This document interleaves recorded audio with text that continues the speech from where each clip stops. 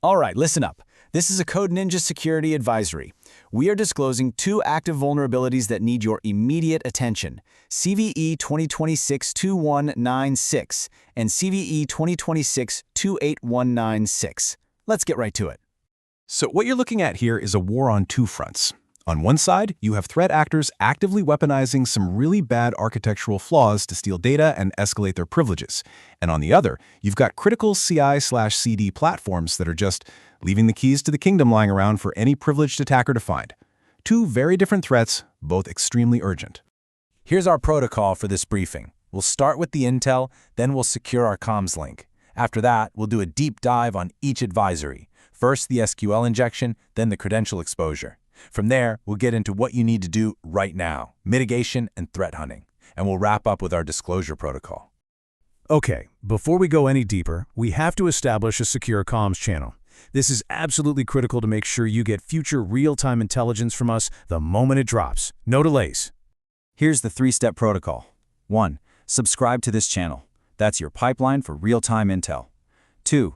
Hit the like button. Consider that your official acknowledgement of receipt for this advisory.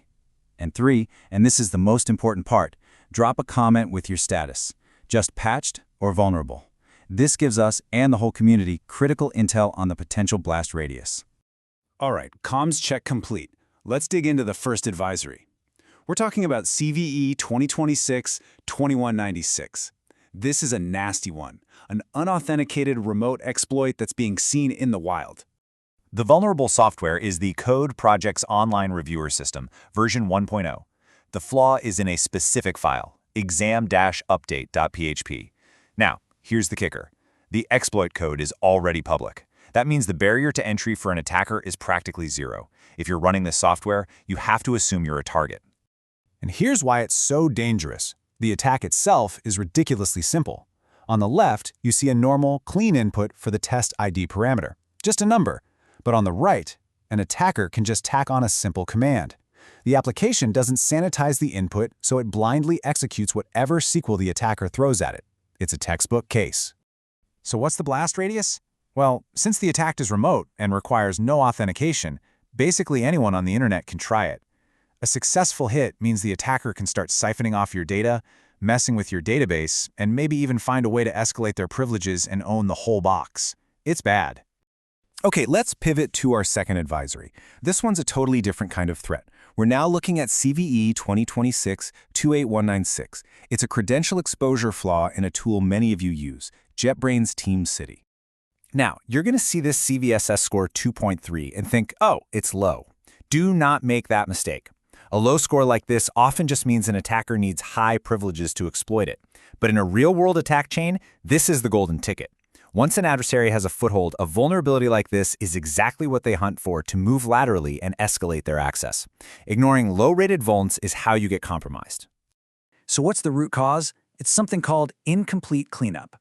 Put simply, TeamCity has a feature, and when you turn it off, the application just forgets to delete a config file, a file that contains sensitive credentials. It's poor digital hygiene, leaving secrets exposed for any privileged user to stumble upon. If we break down the vector, you can see why. The attack vector is local, which means the bad guy is already on the machine, and the privileges required are high. So we're talking about a malicious insider or, more likely, an external attacker who has already popped a shell and is looking for their next move. This isn't how they get in, it's how they move up. So here's the play-by-play. This affects all TeamCity versions before 2025.11.3. An administrator disables the version settings feature, and boom, that credential file gets left behind on the disk. The real danger here isn't just the file itself. It's what those credentials unlock: access to your source code repos, your cloud services, your entire development pipeline. Okay, we've defined the threats. Now for the most critical part of this briefing, your defensive posture. These are the immediate, no excuses, actionable steps you need to take right now to remediate and hunt for these threats. For the SQL injection, CVE 2026-28196, you have to assume you're being targeted. Step 1. If you can, take the online reviewer system completely offline. If you can't, lock down network access to it immediately. That's your #1 move. Step 2. If it absolutely has to stay online, get a WAF rule in place specifically to block SQL payloads in that test ID parameter. That's a temporary fix, a band-aid, not a solution.